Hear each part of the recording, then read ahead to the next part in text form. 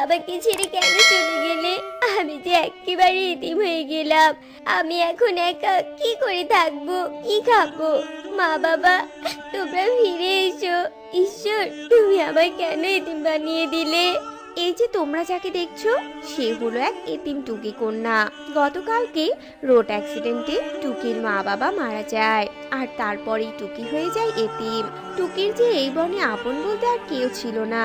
টুকি যখন একা একা এভাবে ঘরে বসে কাঁদছিল, এমন সময় টুকির বাড়িতে কালু কাকা আসে। টুকি, আয় টুকি, বেরিয়ে আয় বলছি, বেরিয়ে আয়, বেরিয়ে আয় ঘর থেকে। কিরে, আয় বলছি।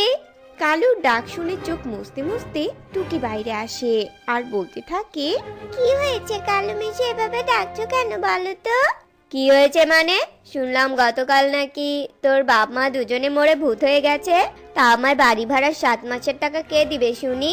দে তাড়াতাড়ি আমাকে 7 মাসের টাকাটা দিয়ে দে তো। কালু মিশা, তুমি সব কি বলছো? আমি টাকা কোথায় পাবো?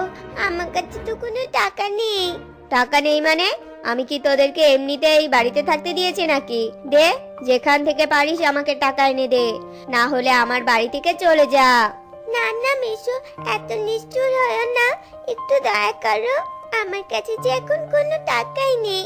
মিশু, আমাকে কিছুদিন সময় দাও, আমি কোনো কাজ করে তোমার টাকা ঠিক পরিশোধ করে দেব। দয়া করো মিশু।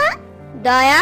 শোন, এই কালু টাকার জন্য কাউকে দয়া করে না, বুঝেছিস? টাকা দিতে পারবি না, তাহলে এক্ষুনি বেরিয়ে যা আমার বাড়ি থেকে। না না কালু মিশু, তুমি এমন করো না।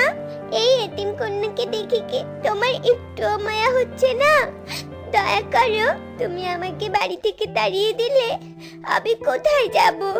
আমার যে এই বনে যাওয়ার মতো কোনো জায়গা নেই। দয়া করো মিশু।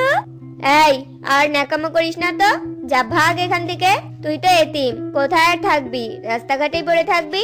এখন যা, বেরিয়ে যা, না হলে মেরে তোর পিঠের চামড়া আমি তুলে দিব।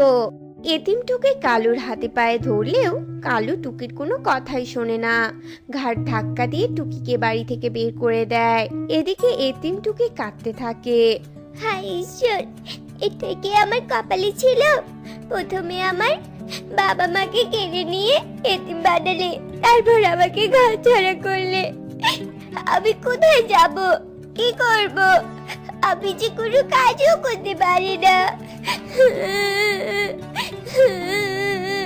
অসহায় এতিম টুকি এভাবে কাঁদতে থাকে আর চলতে থাকে। এতিম টুকি বনের সবার বাসায় আশ্রয় চায়, কিন্তু সবাই টুকিকে আশ্রয় না দিয়ে তাড়িয়ে দেয়। টুকি আশ্রয় না পেয়ে বনের একটা গাছের গোড়ায় বসে পড়ে আর কাঁদতে থাকে। এখন আমার কি হবে? আমাকে কেউ আশ্রয় দিল না, এদিকে সন্ধ্যাও হয়ে আসছে। আমি এখন কি করব ঈশ্বর? এদিকে যে জোরে খিদেও পেয়েছে, পেটের মধ্যে কি খিদে পেয়েছে, আমাকে এখন তুমি উপায় বলে দাও ঈশ্বর, আমি কি করব? এতিম টুকি কন্যা যখন এভাবে কাঁদছিল, এমন সময় ওই দিক দিয়ে এক ঈগল নামে পাখি যাচ্ছিল। টুকিকে কাঁদতে দেখে ঈগল টুকির কাছে আসে। এই কি রে মা, কে তুই? এভাবেই ভর সন্ধ্যাবেলায় কাঁদছিস কেন? কি হয়েছে বল আমাকে। টুকি কাঁদতে কাঁদতে ঈগলকে তার সব ঘটনা খুলে বলে। সব শুনে ঈগলের অনেক মায়া হয়, আর ঈগল মনে মনে ভাবতে থাকে, আহারে, মেয়েটা তো দেখছি একেবারে এতিম। এখানে থাকলে তো বাঘে শিয়ালের পেটে চলে যাবে। না না, আমি বরং মেয়েটাকে আমার বাড়িতে নিয়ে যাই। আমাদের তো কোনো সন্তান নেই, গিন্নি দেখলে নিশ্চয়ই অনেক খুশি হবে। মারে, তুই আর কাঁদিস না, তোর আর কোনো চিন্তা নেই। তুই আমার সাথে আমার বাড়িতে চল, তোকে আমি নিজের মেয়ের মতো করেই বড় করব। তুমি সত্যি বলছো মিশা? তুমি আমাকে তোমার সাথে নিয়ে যাবে? হ্যাঁ রে মা, আমি সত্যি বলছি। তবে আমাকে আর মেশো বলবি না, আজ থেকে আমি তোর বাবা। আমাকে বাবা বলে ডাকবি।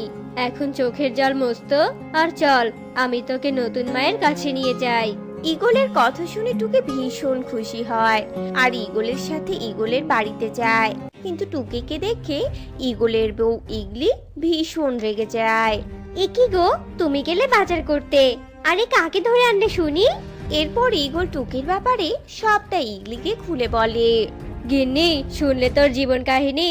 তাই আজ থেকে আমরা ওর বাবা মা। আমাদের তো কোনো সন্তান নেই, আমরাও সন্তানের অভাব পূরণ করতে পারবো, আর ও নিজের বাবা মায়ের ভালোবাসা পাবে। কি? আমরা ওর বাবা মা কখনোই না।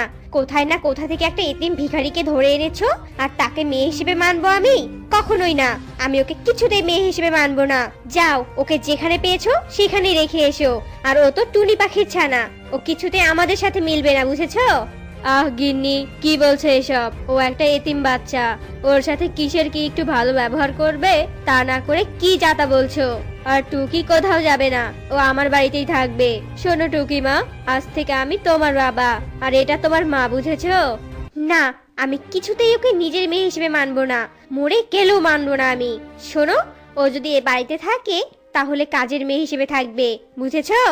এসব বলে ইগলি রেগে চলে যায়। আর এদিকে টুকি বলে, বাবা বাবা, ইগলি মা বুঝি আমাকে একদম মেনে নিতে পারছে না, তাই না?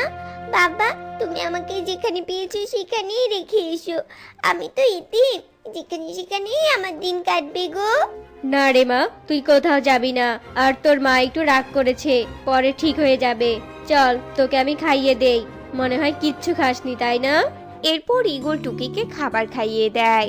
ঈগল টুকিকে বাবার মতো আদর যত্ন করত, কিন্তু ইগলি টুকিকে একদম সহ্য করতে পারতো না। টুকিকে দিয়ে বাড়ির সব কাজ করিয়ে নিত, আর কাজের মধ্যে ভুল হলে অনেক মারধর করত। আর ছোট্ট টুকি বাধ্য হয়ে সব সহ্য করত, কারণ তার যে যাওয়ার মতো আর কোনো জায়গা ছিল না। মা, ও মা, এই নাও তোমার গরম গরম ডিম ভাজা আর রুটি।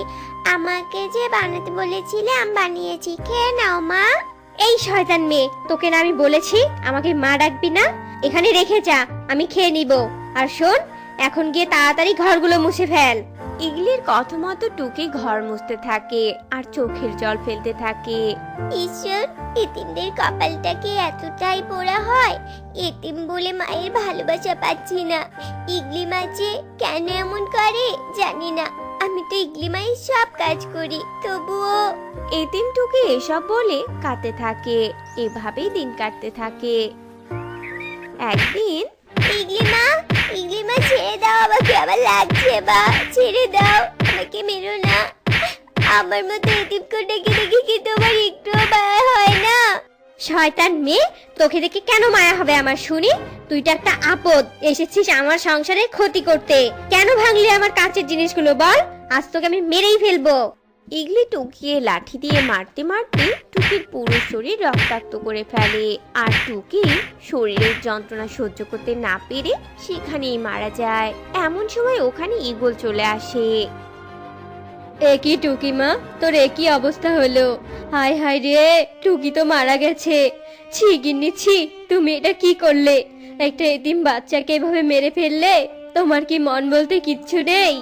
না মানে আসলে আমি বুঝতে পারিনি যে এমনটা হবে। আমাকে তুমি ক্ষমা করে দাও। একটা এতিম বাচ্চাকে মেরে ফেলে আমার কাছে ক্ষমা চাইছো? ছি, ঈশ্বর বুঝি এজন্য তোমার কোলে সন্তান দেয়নি।